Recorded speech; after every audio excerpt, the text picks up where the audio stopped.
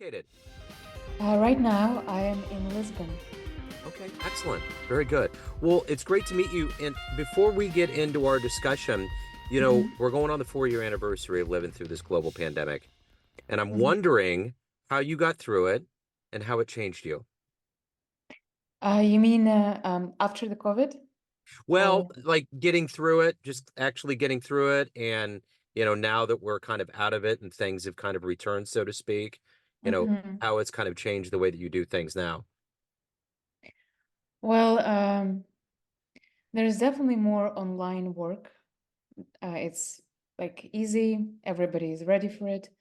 But at the same time, I feel like exactly what everybody wants to have more is personal communication, like personal in presence meetings. And I feel like so Zoom and everything is really, really great, but what we're missing is the community. And that's what this whole post-pandemic highlighted for me. Well, and I think going through it, we were more connected than ever. And even in that time period of being connected, it was still having that kind of community, that in-person kind of thing. I think that's ultimately the irony of what we lived through. Hmm. Yeah, the irony. It was like a very like crazy beginning of a lot of changes. Yeah. Yeah. You probably saw an uptick though, haven't you, with in your line of work with people kind of coming to a better grasp of self-realization and, mental health is something that people are looking at more. Did you see kind of an increase in clientele?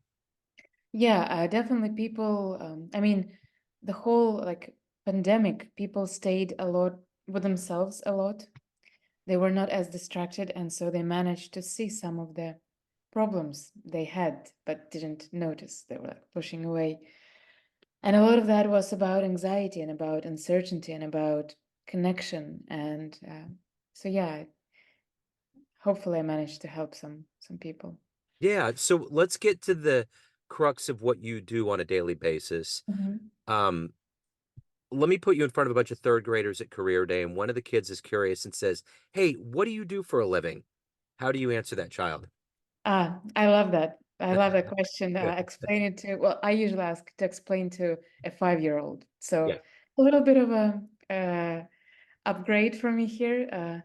So to a third grade, I would say that I help people who don't feel very happy with themselves, who are constantly feeling that they should be better, they should be doing better, they should be someone else.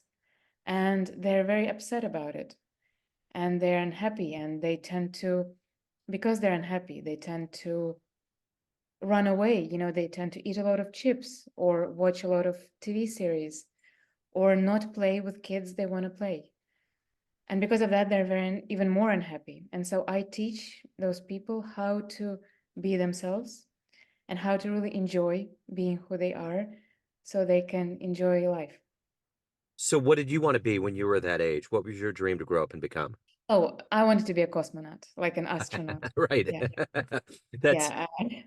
that's always That number didn't one. go. Yeah. Yeah, for sure. So talk to me a little bit about how this happened. Take me back to where you were born and raised, and how did these seeds get into you for you to want to help people and to get into psychology and lead people to a better place?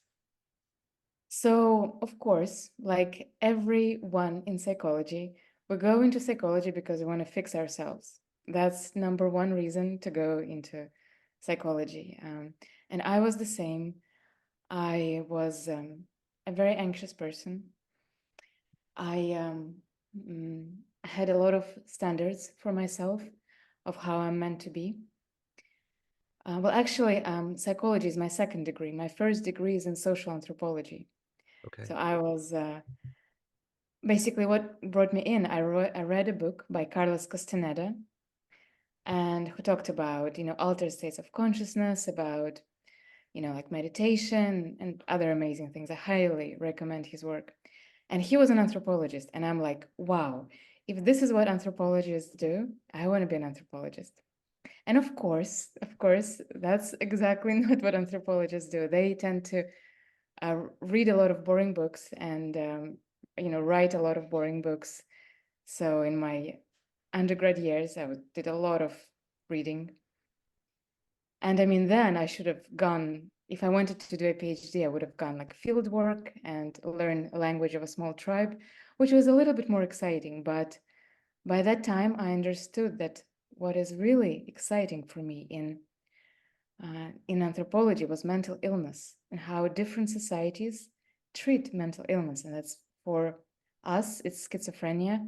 For other societies, it's shamanism. It's, he's the chosen of the gods. He's, chosen by the gods.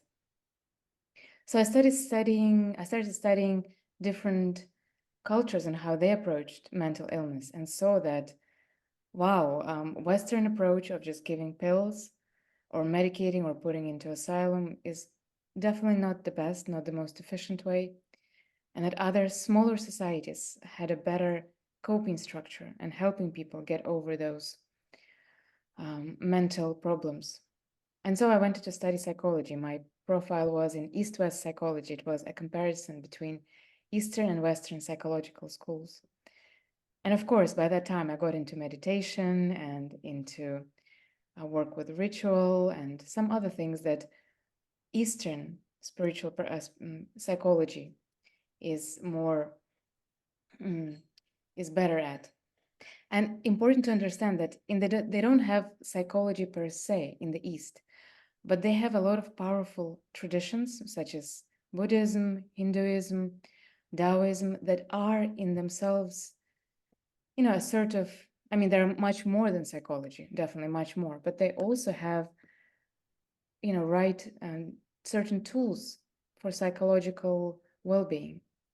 And so I studied that and I was like totally in love with it. And I just continued working in that direction.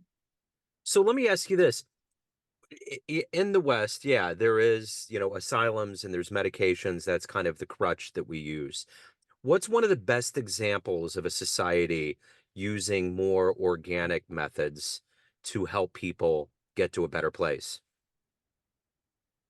Well, I will use a general example of shamanism because it's so a lot of traditions, smaller traditions, have shamanism. So it's pretty much a rule that all societies in their levels of development went through a certain stage of shamanism.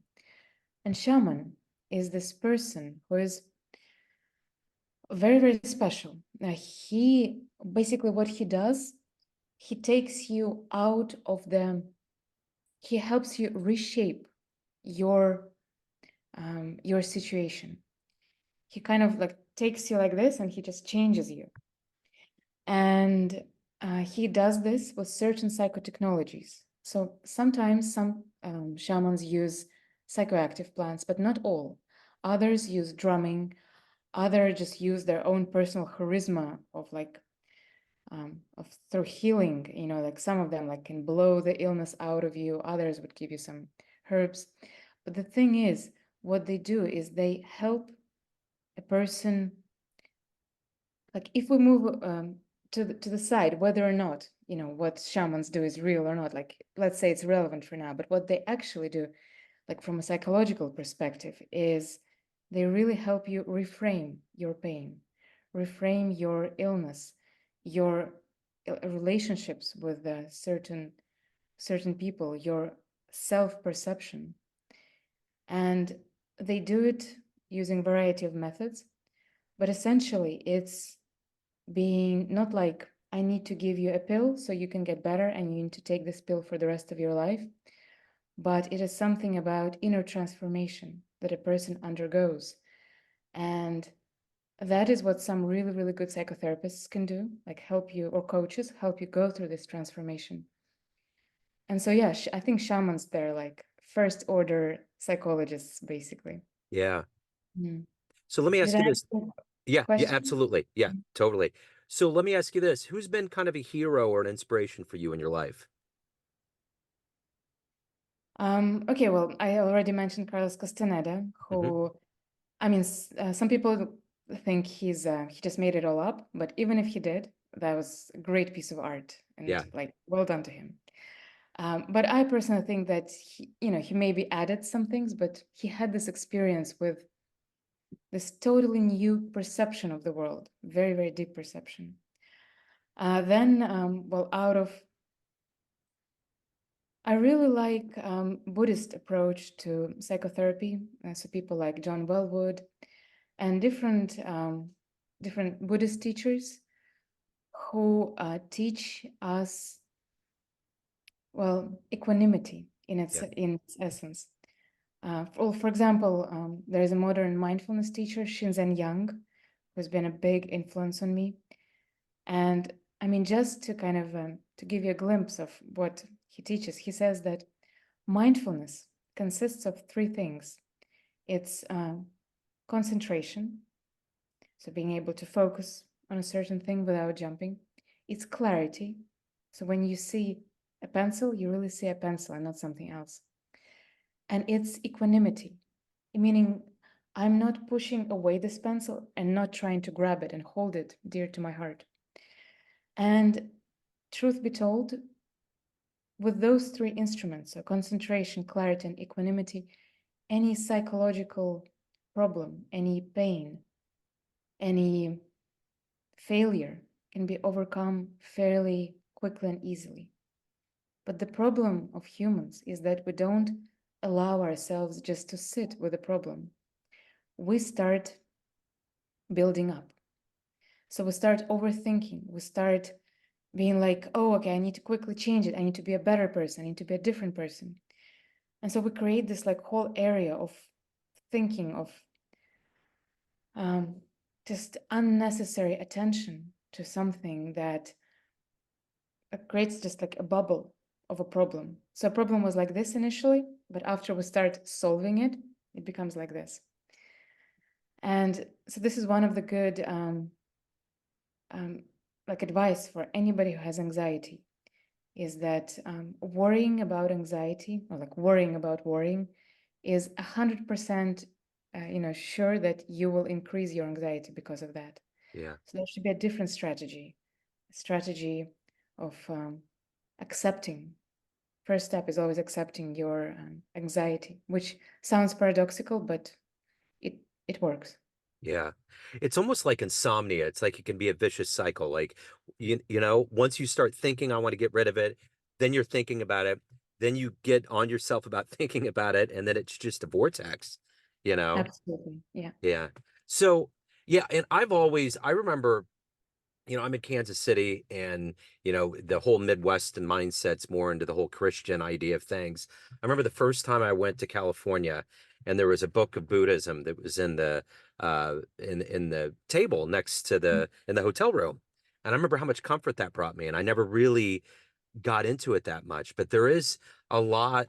I always think about the Buddhist notion of sitting next to a tree by a river and just watching the leaf fall into the river and letting the leaf be itself and just go and flow, and you don't have to be a part of it. You're just a part of nature. You're just in there. And I think, isn't that kind of the idea, a little bit of meditation? Kind of meditation Mhm. seems to be more of of an aid for people. Is that a little bit along those lines of how people are, without medicines, getting to a better mental place? Mhm. Absolutely. Of course, with medicines, it's easy and quick. And that's why we often go for the easy and quick. With meditation, it's not easy to initially to meditate, especially because meditation has such a bad reputation. It's people think that it's difficult and boring. It's none of that, but that's like the bad reputation that it gets. Um, So yeah, in essence, it is just like letting life be life, letting yourself be yourself, Yeah. letting others be others, and just being okay with it. But I also wanted to mention one thing. You said, you mentioned Christianity, and I also want to say that Christianity has very good psychological tools embedded in it as well. So, for example, confession, that's also like psychotherapy essentially, because you share your whatever it was, your pain, like whatever you did that you regret, and you get absolved, you get forgiven, which is very powerful. So you forgive yourself for the mistakes you did. So Christianity also has some very powerful tools. I think it's a question of personal preference. I'm Yeah. just more of a Buddhist in Yeah. mind. For sure. So let me ask you this, obviously you need to be anonymous with clients, but what's been one of your favorite success stories? Oh, okay. So yeah, okay. This is a client of mine. He works in IT, a pretty high position, and from any way you look at him, he's a really successful guy, like a really successful guy. So he earns a lot of money. He has, a family. He has, yes, a beautiful wife, kids, one house here, one house there. So just like really good life. And when we met, we actually met not as not in a coaching or psychological setting. We just met on a travel. And in that meeting, we started talking. And we started talking about anxiety. And he was like, well, why do I feel anxious if I'm like so successful? Like, what's wrong with me? And because that's my favorite topic, it's my profession, I was like, okay, let's bring it up and like figure it out. And so we started talking, and through this couple of conversations we had, he realized he wanted to start working more with me.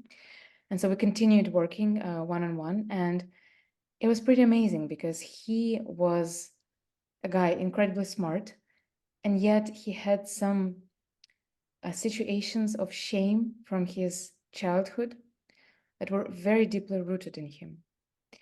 So, and shame is basically a feeling that there is something wrong with me, like I'm not as good as I should be. And of course, if you feel that you're not as good as you should be, you start getting, okay, like I need to get better. Like, how do I get better? I'm going to subscribe to those courses. I'm going to buy those books. And the more you try to be liked by people, the less it works. Like the more you try to be like nice and sweet and get along with everyone, the more people feel like there's something a little bit off with you, and they don't respect you as much as they would respect a person who is just like genuine or authentic, or like who doesn't care to impress. But my client, he had this like several situations from childhood where it was very shameful for him, and he was like, I need to get approval, like I need to get liked. Yeah, his anxiety was mostly social anxiety, like when you don't feel comfortable around other people. And so we worked with with those situations using some hypnotherapy, but also some cognitive behavioral therapy.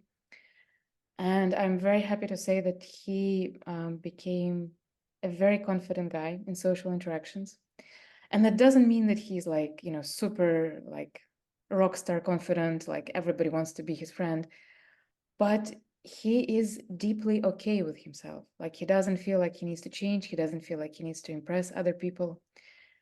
And I find this self-acceptance to be the biggest thing I can teach another person. Because if you accept yourself, if you are really okay with who you are, the life becomes beautiful. Life becomes like a happy journey. Yeah, absolutely. So of all of the things that you've done and evolved into and become and overcome, what are you the proudest of?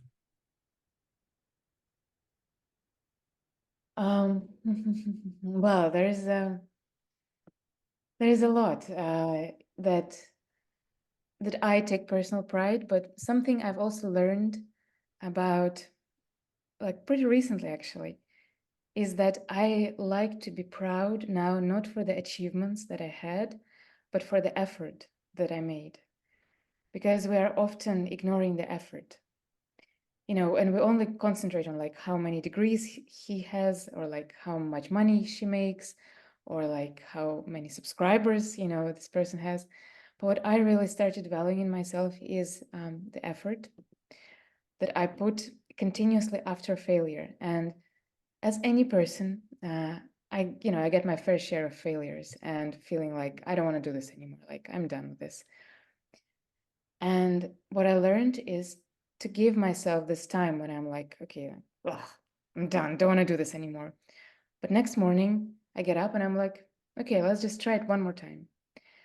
And the thing is, I think this approach is like a mindset. Like that is really my biggest achievement because like I don't like, for example, before I used to hate mistakes. Oh my God, I would not do a lot of things because I was afraid of making a mistake, because I have to be perfect. And what I learned, another thing, is that I love my mistakes. I really do. I mean, they're kind of embarrassing often, but I still like learn to love them because they Yeah. teach me to get better. So I would say that is my greatest achievement. So let's say you have a dream tonight. You run into the 20-year-old version of yourself, and you could give the young version of you a piece of advice based on the life that you've led, the wisdom you've gained. What advice would you give your young self? Okay, well, I would tell her definitely to love her mistakes, Yeah. but just to give her another advice, hmm, I would tell her, funny enough, I would tell her to go and study something technical because I'm very good at soft skills, at social skills. It's just like something I was born with. And so I went to study that. I was like, well, if this is my strong side, I should go and do it. But now, if I had a chance, I would have studied something like mathematics or something that is really the other side of me, that would really like push me to develop that. Yeah. But in So the it, next step, I'll do it. yeah, exactly. Exactly. So at the end of the day, everyone has a perception of you, family, friends, clients, colleagues, but you run the show. What's your perception of you? Who do you think you are? Okay, I actually have this written out Good. in my little journal because I think like what you just asked, it's very important. I use it as a practice. I have 5 adjectives that I think describe me, but also I aspire to be this way. And whenever I procrastinate or don't believe in myself, or one of those things when you're just like, no, I'm not happy with myself. I read this list and I'm like, okay, I have to live up to this. So my list goes as this. I'm compassionate. I'm curious. I'm flexible. I'm noble. And I'm composed. Those are my 5 personal adjectives. Excellent. That's perfect. Absolutely perfect. So let me ask you this. If anyone wants to hire you, reach out, learn more about you, anything about your world, where can they go? Well, they can go to my Telegram or to my YouTube channel where I post audio meditations. And yeah, I'll be very happy to help anyone in need. Excellent. Anna, thank you so much for your time today and your story. I appreciate it. Thank you for having me. Like it was such a unexpectedly fun and Yeah, joyful conversation. I agree. Absolutely. Thank you. Best of luck with everything. Thank you so much. Bye Take care. bye.